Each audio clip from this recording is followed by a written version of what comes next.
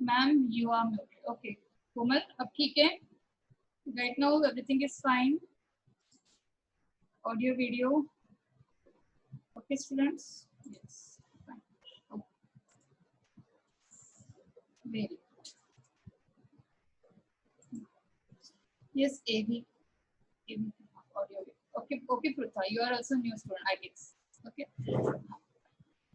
Osmosis का देख लिया हमने कि what are the three ways based on which osmosis can be taken. Hypertonic condition is what? Hypotonic condition is what? और isotonic condition is what? Hypo, hyper और iso.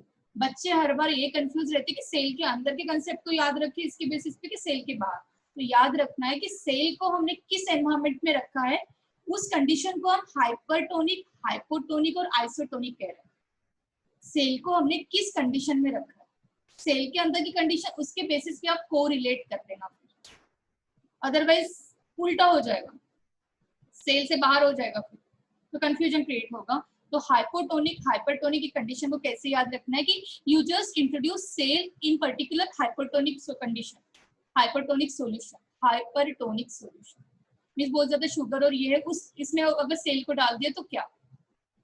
ऐसा कोई condition है जिसमें कि कुछ भी बहुत हाइपोटोनिक कंडीशन है, बहुत लेस अमाउंट है, तो क्या. इस बेसिस पे याद रखो कि बाकी सब चीजें कोरिलेट हो जाएगी. लो सोल्यूट, हाई सोल्यूट, कहाँ पे सॉल्वेंट ज्यादा, कहाँ से कहाँ पे वाटर मॉलिक्यूल मूव, और सेल श्रिंक होगा कि सेल स्वेल होगा. सेल इज हैप्पी भी लिखा है, देखो सेल इज हैप्पी. ठीक है, चलो ये क्लियर हो गया है. फाइन. एंड वो देखो यहाँ पे दिखाया भी है, सी कि here what exactly is happening. Your RBC is just shrink, your RBC is just in a normal way, and your RBC cell is somehow enlarge, थोड़ा एनलार्ज हो रहा है, थोड़ा सा स्वेल हो रहा है. ठीक. अब ये भी हमने आई गेस पढ़ लिया था. तो देखते हैं कि लास्ट क्लास में हमने पोलर और नॉन पोलर की बात की थी प्लाज्मा मेम्ब्रेन के बेसिस पे. पोलर नॉन पोलर को अच्छे से याद रखना है. फटाफट ये पॉइंट्स को, मुझे याद नहीं आ रहा कि हो गया था कि नहीं, फिर भी देखिए. As the polar molecules cannot pass through the non-polar lipid molecule, they required a carrier protein and a membrane to facilitate their transport across membrane. Now we have cleared diffusion.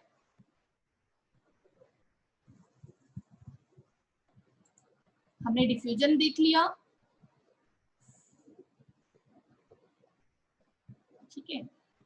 और उसके बाद हमने देखा है ऑस्मोसिस के वे, और अब हम चल रहे फैसिलिटेट डिफ्यूजन की तरफ. फैसिलिटेट, फैसिलिटेट या फैसिलिटेटर की बात कर रहे थे सर इस बार. फैसिलिटेटर्स मींस जो फैकल्टी होती है जो आपको फैसिलिटी प्रोवाइड कर रही है, जो कि आपके लिए एक लेक्चर दे रही है. फैसिलिटेटर करके एक वर्ड आया था लास्ट जब हमारी क्लासेस स्टार्ट होती थी तब, ठीक है.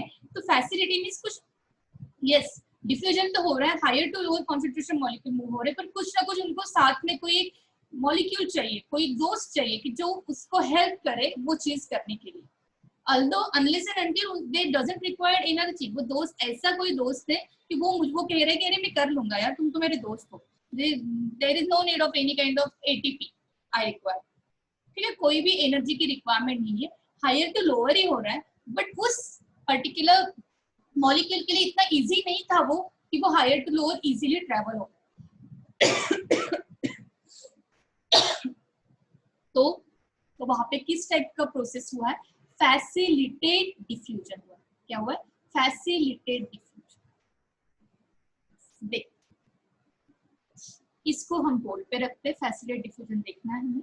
अब देखो कोई कोई जो मॉलिक्यूल्स होते हैं वो lower to higher concentration move होते हैं, अगेंस्ट ग्रेडियंट चलते हैं, और ऐसे मॉलिक्यूल्स को क्या लगती है? एनर्जी लगती है, जिसको हम एक्टिव ट्रांसपोर्ट में पढ़ते हैं. और एक्टिव ट्रांसपोर्ट में मैंने कहा था पंप पड़ेगा. एग्रीकल्चर लैंड में जब तक इलेक्ट्रिसिटी ऑन नहीं करोगे पंप नहीं वर्क करेगा. वैसे हमारे बॉडी में भी ऐसी कोई पंप होते हैं, जब तक आप एनर्जी नहीं दोगे that pump doesn't work. This is simple straight points that are introduced in this slide that you have already known. Just let's go further. ठीक, आगे देखते हैं.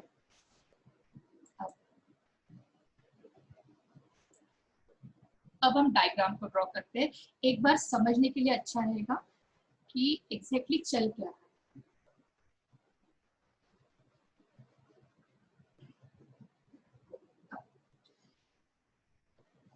अगर मैं कोई एक प्लाज्मा मेम्ब्रेन बनाऊं, to know कि this is what, this is एक lipid, this is a another kind of lipid। हाँ, ऐसे कोई लिपिड मॉलिक्यूल्स बनेंगे।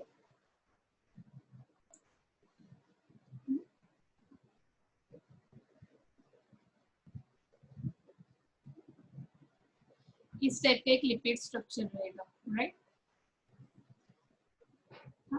ऐसा स्ट्रक्चर ऑल ओवर रहेगा एज लाइक सेम, ठीक।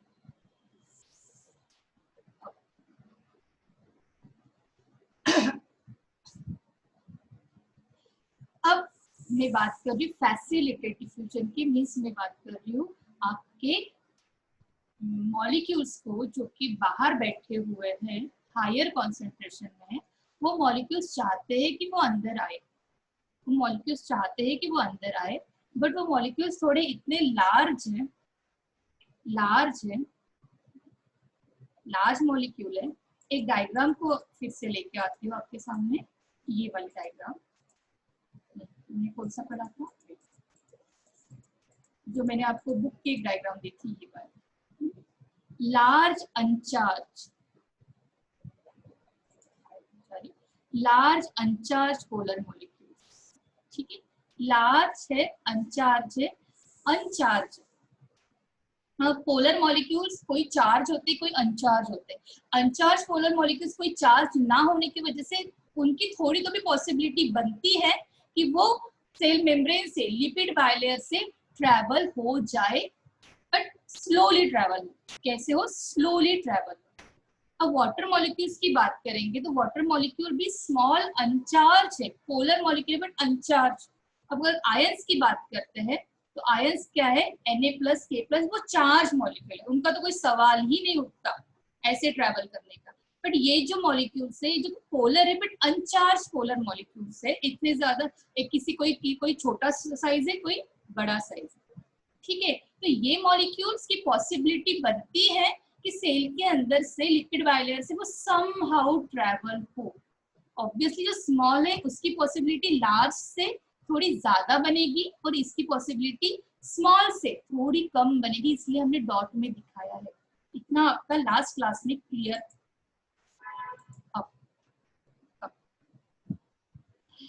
तो जो फैसिलिटी प्रोवाइड करने वाले जो मॉलिक्यूल्स होते हैं, बेसिकली वो क्या होते हैं?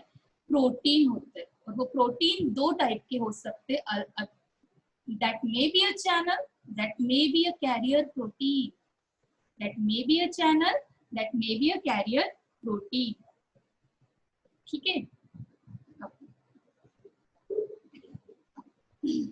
चैनल्स, जैसे कि मैंने आपको बताया था कि वाटर मॉलिक्यूल पोलर होता है, और हमारा तो कंसेप्ट क्लियर है कि हमें पता है ये पोलर हेड है और ये क्या है? Non polar phase. और नॉन पोलर फेज से कोई भी मॉलिक्यूल को हम इजीली पोलर मॉलिक्यूल को ट्रैवल नहीं होने देते, बट वाटर थोड़ा बेचारा फिर भी बिना परमिशन के थोड़ा लीक कर सकता है, थोड़ा वो लीक कर सकता है, क्योंकि वो पोलर है बट अनचार्ज है और स्मॉल है। तो सम अमाउंट में वो क्या हो रहा है? वाटर यहाँ से इजीली ट्रैवल हो, इजीली मींस वाटर यहाँ से ट्रैवल हो रहा है, और उस प्रोसेस को हमने कहा है ऑस्मोसिस। उस प्रोसेस को हमने क्या कहा है? ऑस्मोसिस। फ्रॉम हायर, यहाँ पे वाटर मॉलिक्यूल ज्यादा होगा, टू दी लोअर मॉलिक्यूल्स, ठीक है। लोअर वाटर कॉन्सेंट्रेशन, हायर से लोअर की तरफ मॉलिक्यूल्स क्या होंगे? ट्रैवल होंगे, बट लीक कर रहे और थोड़े आ रहे ऑस्मोसिस प्रोसेस से, जहाँ पे कोई भी प्रोटीन की रिक्वायरमेंट, मीन्स कौन से टाइप की प्रोटीन? चैनल और कैरियर, ऐसे टाइप की प्रोटीन की रिक्वायरमेंट नहीं थी, ठीक है। गैसेस मॉलिक्यूल्स थे, ऑक्सीजन था, CO2 था, उनको कौन रोक पाया? कोई नहीं रोक पाता, वो बीच में से ऐसे निकल के डिफ्यूज हो जाते हैं। बट सेल कह रहा है यार क्या धीमा धीमा थोड़ा थोड़ा पानी भेज रहे हो, इतने थोड़े थोड़े पानी से क्या होने वाला है, नहीं थोड़ा सा थोड़ा ज्यादा, बहुत ज्यादा अंदर कंडीशन बहुत ज्यादा क्या हो गई, हाइपर हो गई है, टोनिक कंडीशन हो गई, बहुत ज्यादा कॉन्सेंट्रेशन बढ़ गया है। आई नीड इंस्टेंट वाटर, मुझे जल्दी पानी चाहिए सो दैट कि मैं उस कॉन्सेंट्रेटेड कंडीशन को थोड़ा सा कम कर पाऊं।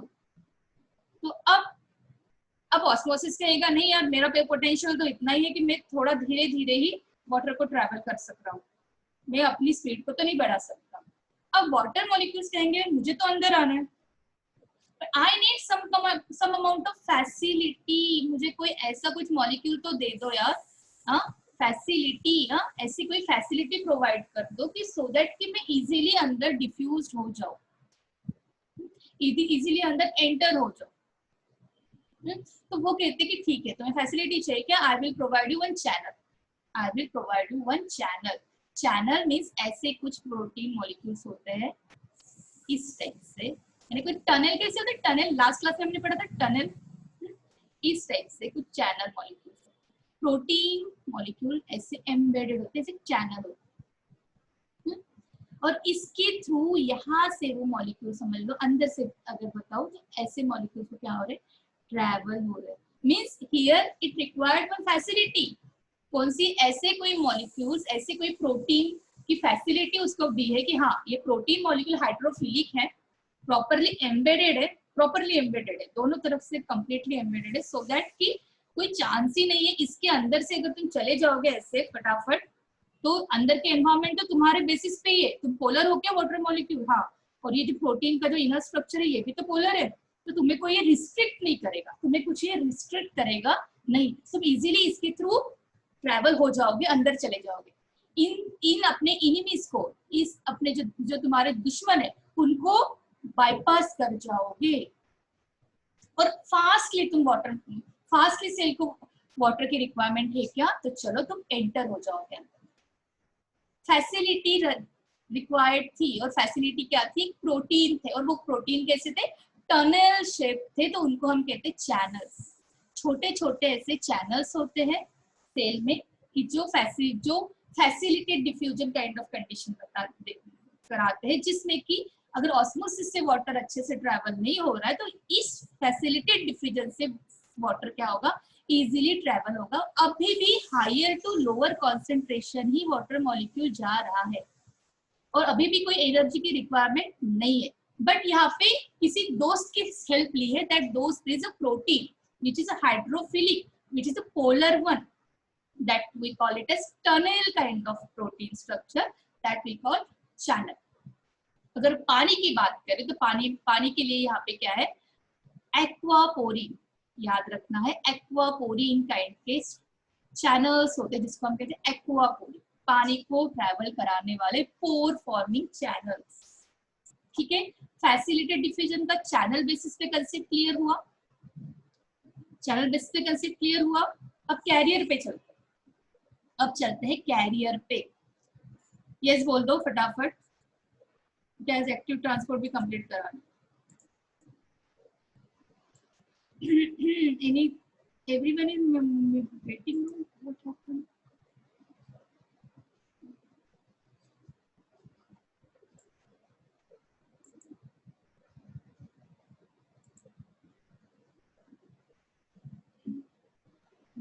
yes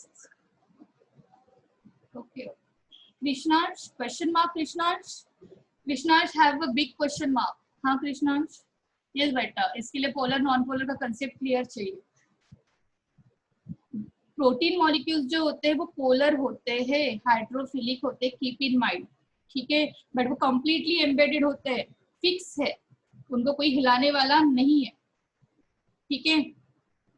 Krishnansh no ma'am, no question mark, okay fine Krishnansh, अगर कोई प्रॉब्लम है आपको, जो भी न्यू स्टूडेंट है you can ask me, otherwise you should go through that recording also, उसमें मैंने सिंपल वे में बताया। चलो हम कैरियर पे चलते हैं, कैरियर मॉलिक्यूल्स की बात करते हैं। अब हम बात करेंगे ऐसे मॉलिक्यूल्स की जो हम ग्लूकोज की बात करते हैं, ग्लूकोज चाहिए, तो ग्लूकोज कैसा है, वो अनचार्ज लार्ज पोलर मॉलिक्यूल, जो कि जिसमें हमने ऐसे डॉट डॉट की बात की थी अभी लास्ट डायग्राम में, जिसमें कि हमने कहा था कि वो ट्रैवल तो हो जाता है मेम्ब्रेन से, बट बट थोड़ा सा उसकी इंटेंसिटी वाटर मॉलिक्यूल से भी कम है। वाटर मॉलिक्यूल वैसे कम आ रहा था, अब ये तो और कम आएगा। तो ऑब्वियसली इतने थोड़े थोड़े अमाउंट से तो सेल का होगा नहीं, cell required proper amount of glucose. तो आरबीसी के ऊपर there are so many kinds of proteins are there. कोई कोई प्रोटीन ऐसे होते हैं, सी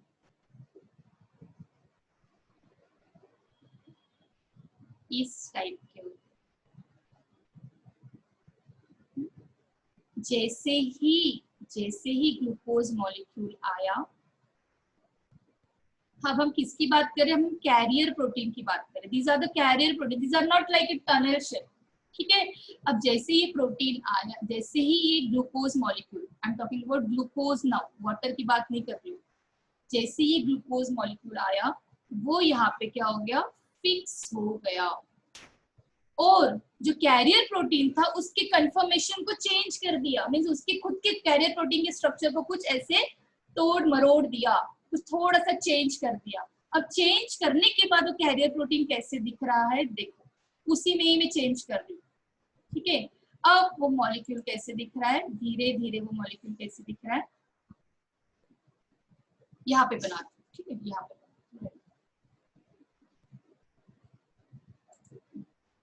अब वो मॉलिक्यूल कैसे दिख रहा है, यही मैं इसका ही कंफर्मेशनल ऐसे कुछ चेंजेस हुए। Now that molecule is just like, looks like this. अब मॉलिक्यूल ऐसे हो गया, कैसे हो गया, ऐसे। और जो ग्लूकोज उसको लग के था, वो ग्लूकोज भी ऐसे करके ऐसे अंदर आ गया। And now that glucose molecule just comes inside.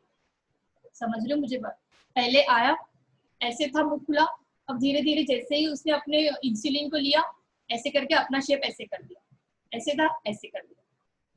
पहले इस टाइप से ओपन था बाहर की तरफ, अंदर की तरफ ओपन हो रहा है, यानी खुद के ही कंफर्मेशन को अंदर के अंदर क्या कर रहा है, वो चेंज कर रहा है। जब उसको कोई सबस्ट्रेट आके, कोई उसका मॉलिक्यूल आके, जिसके लिए वो स्पेसिफिक प्रोटीन बना है कि हाँ मैं कैरी कराऊंगा, तो मैं अपने दोस्त को ही कैरी कराऊंगा, और मेरा दोस्त है ग्लूकोज, क्योंकि मैं किस टाइप का कैरियर प्रोटीन हूँ, मेरा नाम क्या है, मेरा नाम है GLUT4। My name is what, GLUT4।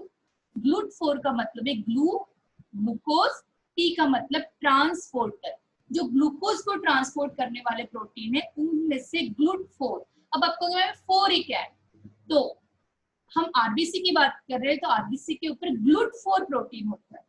अगर हम अलग अलग इसकी बात करें ग्लूट की, तो अलग अलग सेल्स पे अलग अलग टाइप के GLUT4 होते हैं। एडिपोज के ऊपर GLUT1 होगा, किसी के लीवर के ऊपर GLUT3 होगा, स्केलेटल में कुछ अलग टाइप का ग्लूट नंबर होगा।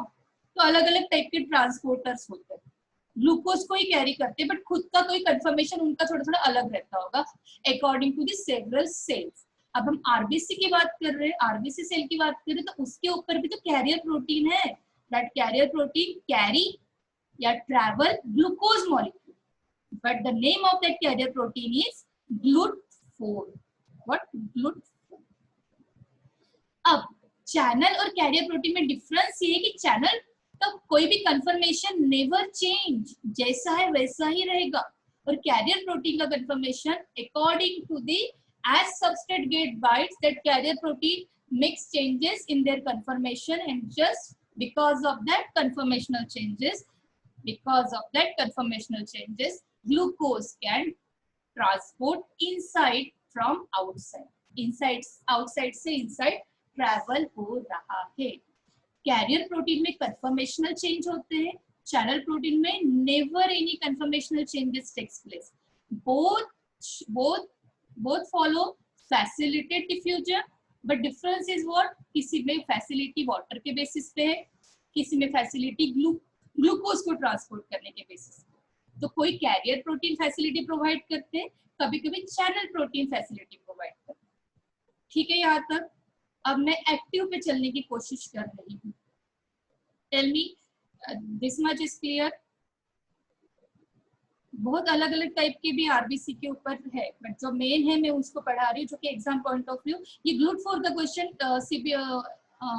नीट में पूछा है अभी 2019 के एग्जाम में।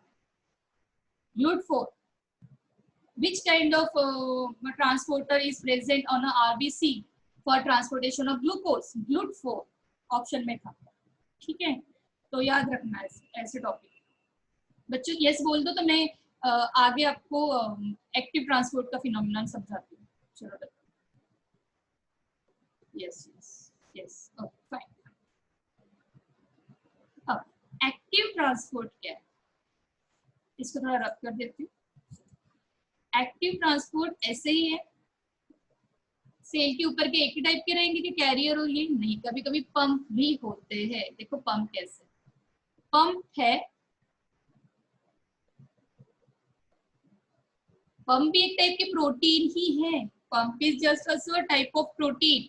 और ये चैनल जैसे कंफर्मेशनल चेंज नहीं करता है, वैसे ये भी कंफर्मेशन चेंज नहीं करता है। Difference is what, difference is with respect to पैसे। ये ऐसा दोस्त है कि कहेगा कि घुस लेने वाला दोस्त कहेगा कि यार नहीं पैसे दो यार, बहुत हो गया, I need energy, I need ATP. तुम्हें, क्योंकि तुम मुझे उल्टा काम करने के लिए कह रहे हो, सही सही कहते तो बात अलग थी, तुम मुझे उल्टा बोल रहे हो। हाँ, गलत चीजों के लिए थोड़ा सा तो पैसा लगेगा। गलत चीज उल्टा, गलत चीज नहीं है, उल्टा मीन्स इन जनरली नेचर का लॉ हायर टू लोअर है, हायर टू लोअर है। पर ये कह रहा है कि लोअर से हायर की तरफ चलना है, और कह रहा है कि दोस्ती है तो चलो दोस्ती के चक्कर में कर दो मेरा काम। नहीं, वो कह रहा है दूसरा दोस्त नहीं, ऐसा नहीं होता, पैसे लगेंगे। पैसे is what, energy is required. वो दोस्त कहेगा कि एनर्जी, मुझे कुछ एनर्जी दो, मैं रस्सी डालता हूँ अंदर, हाँ, और तुम्हें क्या करता हूँ, चलो तुम्हें यहाँ से वहां पे ट्रैवल कराता हूँ। ठीक है, तो ये जो कैरियर प्रोटीन होते हैं, फिर थोड़ा ज्यादा ठीक है चल मैनेज करेंगे। हाँ, तो ये क्या कहता है कि मुझे तुम्हें लोअर से हायर की तरफ लेके आना है मुझे। Ma'am, is the AIIMS exam is permanently cancelled? Why you are asking this? Siddesh is not cancelled it. Okay, permanently means if NEET is concerned, yes. अभी नीट के बेसिस पे हर जगह पे एडमिशन होगी, और एम्स के लिए काफी बड़ा कट ऑफ जाता है, जो हाईली टॉपर रहते हैं वही जाएंगे एम्स में। तो अच्छा है ना, ऑल ओवर इंडिया के बेसिस पे। और आपको पता है महाराष्ट्र में सबसे ज्यादा मेडिकल कॉलेजेस है, तो आपकी पॉसिबिलिटी अच्छी बनती है अगर आपने अभी से ही हर चैप्टर को डिटेल में पढ़ा है। तो अरे कोई भी कुछ भी नहीं, मुझे बताना GLUT4, पूनम लेंडे, पूनम बेटा, GLUT4 is what, glucose transporter. और ये एक टाइप के कैरियर प्रोटीन होते हैं जो कि ग्लूकोज को ट्रांसपोर्ट करते हैं पूनम, जो कि कंफर्मेशनल चेंजेस करते हैं खुद में, और सो दैट कि बाहर से अंदर ग्लूकोज क्या हो जाए, इजीली ट्रेवल हो जाए, सेल को रिक्वायरमेंट है तब। अब हाँ Poonam, GLUT4 is a carrier protein. Career protein का नाम है, प्रोटीन्स तो आपको मैंने कहा हाइड्रोफिलिक होते हैं, हाइड्रोफिलिक होते हैं, ठीक है। कैरियर प्रोटीन खुद में कंफर्मेशन को चेंज कर सकते हैं। देखो अभी भी टाइम रनिंग आउट, मुझे समझ में नहीं आ रहा है इतना कैसे, क्या चलो 10 मिनट में ये कंप्लीट करना है क्लास में, कुछ भी हो जाए। अब क्या हो रहा है, अब ये जो पंप, ये जो मॉलिक्यूल्स है, ये भी तो कैरियर है, ये भी तो कैरी कर रहे हैं, ये भी तो प्रोटीन है, बट इनको नाम अलग दिया है। That protein are no more we call it as carrier protein, we call them as a pump. हम क्या कहेंगे, पंप कहेंगे, क्योंकि बड़े बड़ी चीजों को ट्रेवल करा रहा है। कौन सी बड़ी चीज है, आयंस, आयंस के लिए बने हैं ये पंप। आयंस लोअर से हायर की तरफ भी ट्रेवल हो सकते हैं। Active transport against the concentration gradient, ठीक है। और इसमें जो रहेंगे, जो प्रोटीन्स रहेंगे, उस प्रोटीन का नाम क्या रहेगा, पंप रहेगा। क्या रहेगा, पंप। कहीं कहीं सोडियम पंप, कहीं कहीं सोडियम पोटेशियम पंप। जैसे हमने बैंड 3 का एग्जांपल दिखा था लास्ट क्लास टाइम, याद होगा, अनायन कटायन एक्सचेंजर। क्या कहा था मैंने, अनायन कटायन एक्सचेंजर, SCO3 - Ca2+, अनायन, और ये क्या हो गए, कटायन, पॉजिटिवली चार्ज और निगेटिवली चार्ज एक्सचेंज हो रहे। बैंड 3 टाइप का क्या है, प्रोटीन किस टाइप का, पंप है। पंप जिसको एनर्जी चाहिए ऐसे काम करेगा नहीं, अल्दो वो प्रोटीन ही है, बट वो कुछ अगेंस्ट द ग्रेडियंट काम करता है, एनर्जी की मांग करता है, रिक्वायरमेंट चाहिए उसको, तो उसको हमने पंप कहा है। ऑब्वियसली पंप को तो लाइट लगाओगे नहीं तो पंप वर्क नहीं करेगा ना, इलेक्ट्रिसिटी लग चलती है पंप में। अगर हम एग्रीकल्चर लैंड की बात करें तो वैसे ही माइंड में रखना, ये जो बॉडी में जो पंप है, दे आल्सो रिक्वायर्ड एनर्जी। तो ये किस कैटेगरी में आएंगे? Active transport. ये कुछ अलग करेंगे, ग्रेडियंट के अलग जाके काम करेंगे अगेंस्ट द ग्रेडियंट। और हमारे बॉडी में जो endocytosis and exocytosis, exo means बाहर देना, सेल से बाहर चीजें जाना, एंडो मीन्स सेल से अंदर चीजें आना। ये जो दो प्रोसेस है जो हमने earlier functions of plasma membrane में पढ़ा था, तो ये एंडो और एक्सोसाइटोसिस भी आपके एक्टिव ट्रांसपोर्टेशन में आते हैं। जो भी चीजें बाहर जा रही है दे आल्सो रिक्वायर्ड पंप, जो भी चीजें अंदर आ रही है दे आल्सो रिक्वायर्ड पंप। तो ये क्या means they also required what? Energy, not we can say pump. ये दोनों जो प्रोसेस है इनको क्या लगती है? एनर्जी लगती है। और पंप को चलाने के लिए भी क्या लगती है? एनर्जी लगती है।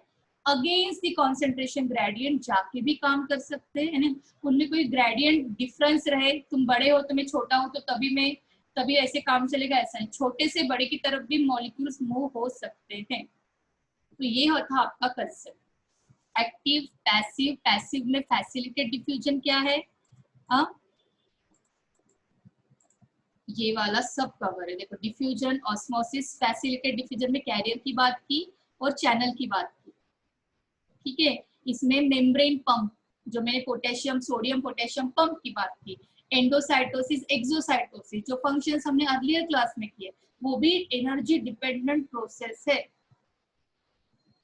एक्सो और एंडोसाइटोसिस एनर्जी डिपेंडेंट प्रोसेस है, ठीक है। यहाँ तक तो हो गया।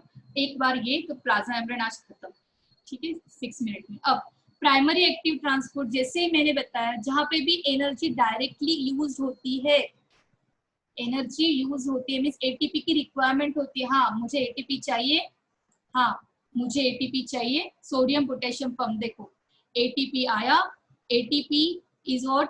एडिनोसिन ट्राइफॉस्फेट, ए 3 फॉस्फेट मॉलिक्यूल ऐसे लगे ट्राइफॉस्फेट। जब ये बॉन्ड टूटेगा तब एडीपी और पीआई में कन्वर्शन होगा। ये बॉन्ड टूटने की वजह से जो एनर्जी यूज होगी, जो एनर्जी लिबरेट होगी, वो एनर्जी ये पंप क्या करेंगे? यूज करेंगे।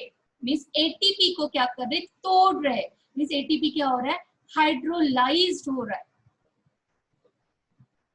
तो भी ये वर्क करेंगे, ठीक है, तभी ये वर्क करेंगे। देखो लोअर से हायर की तरफ मॉलिक्यूल्स मूव हो रहे हैं, ठीक है। अब कोई कोई पंप क्या रहते हैं? बड़े स्मार्ट रहते हैं, अरे मेरे दोस्त को काम करने दो, वो काम करेगा तो उसको एनर्जी लगेगी, बट वो उसके ट्रैवलिंग के बेसिस पे, उसके ट्रांसपोर्टेशन के बेसिस पे मेरा ट्रांसपोर्टेशन काम करेगा। मीन्स देखो उसको कहेंगे सेकेंडरी एक्टिव ट्रांस। थोड़ा समझने के लिए difficult but not that much, ठीक है। प्राइमरी को एक बार कवर कर लेते हैं।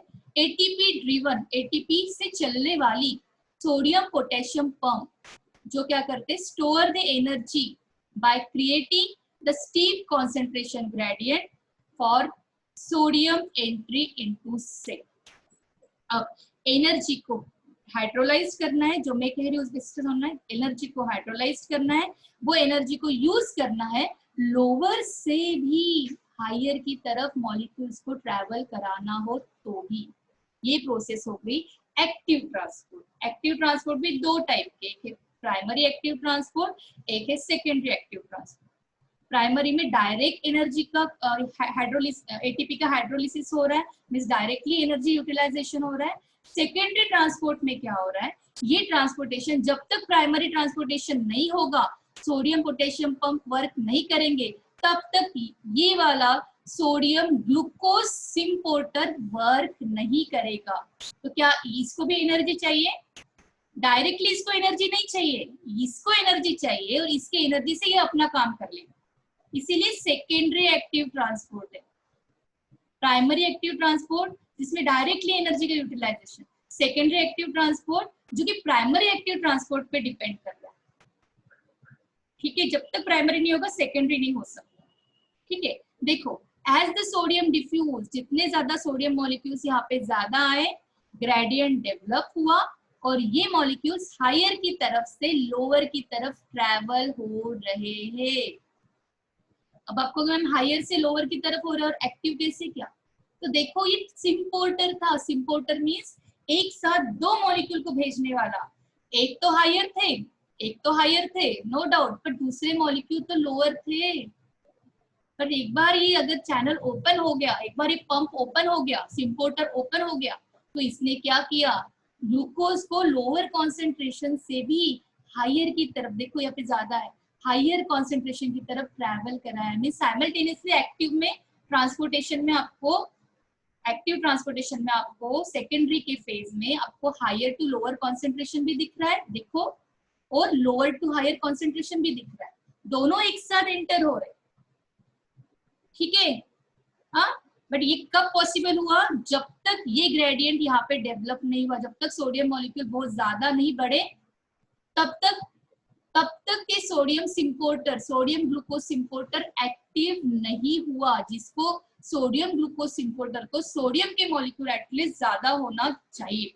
सोडियम के मॉलिक्यूल ज्यादा कब होंगे, जब लोअर से वो हायर की तरफ बहुत ज्यादा मॉलिक्यूल्स को क्या करेगा, ट्रैवल कराएगा। यहाँ पे सोडियम का कॉन्सेंट्रेशन बढ़ा, जैसे ही बढ़ा सिग्नल गए यहाँ पे, और फटाफट ये सिम्पोर्टर ओपन हो गया, और सोडियम जो ज्यादा बढ़ गए थे वो फिर से अंदर आ गए लोअर की तरफ, बट ग्लूकोज वो ऑलरेडी बाहर कम थे, बट सिम्पोर्टर है ना, एक बार ओपन हो जाए तो दोनों चीजों को अंदर लेके आएगा। सिम्पोर्टर एक डायरेक्शन में चलने वाला, एंटीपोर्टर दोनों डायरेक्शन में चलने वाले, जो कि हमारे बैंड 3 थे। तो इसलिए ये ग्लूकोज लोअर से हायर की तरफ ट्रेवल हो रहा है, but energy consumption is not there. Energy indirectly लग रही है, इनडायरेक्टली मीन्स प्राइमरी ट्रांसपोर्ट को जो एनर्जी लग रही है वो वर्क करेगा, तो जाके ये वर्क करेगा, इसलिए इसको हमने सेकेंडरी कहा है। क्या कहा है इसको हमने, सेकेंडरी। याद रखना, सेकेंडरी एक्टिव ट्रांसपोर्ट के कंसेप्ट बच्चों के बनते नहीं है, प्राइमरी पे डिपेंड कर रहे हैं, इसलिए वो सेकेंडरी है, डायरेक्टली एनर्जी का यूटिलाइजेशन नहीं है। This is all about plasma membrane, आज हमने खत्म किया। देखो secondary energy is derived secondary, secondary means primary कर रहा है उधर और ये उसका हेल्प ले रहा है, ठीक है। This is all about plasma membrane. आज प्लाज्मा मेम्ब्रेन खत्म हुआ है, सेल वॉल की तरफ हमें शिफ्ट करना था। कल मैं क्लास ले लूं एक, कल मैं क्लास ले लूं, कल तो मेरा, मैं आपको बताती हूँ इवनिंग में, आप मुझे अपना प्रोबेबल टाइमिंग बता देना कोई भी, ठीक है, 7 ऑनवर्ड, इवनिंग 7 ऑनवर्ड, ठीक है, ठीक है।